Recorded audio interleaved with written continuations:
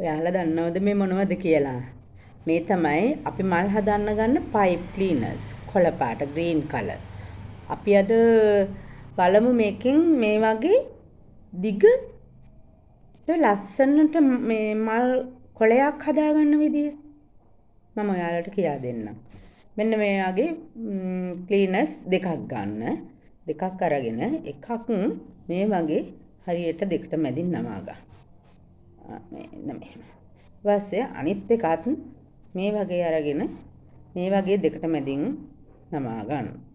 නවාගෙන මේ ඉස්සර වෙලා නවාගත් එකේ මැදින් මෙන්න මෙහෙම දාලා මේ මෙතන මේකේ හරි මැද අරගෙන මෙහෙම රවුමක් කරකවනවා. අන්න එක රවුමක් කරකවුවම ඇති. එතකොට ලස්සනට ගන්න පුළුවන් මල්. නැත්තම් මේ කොටස මේකට වඩා ගොඩක් කොට වෙනවා.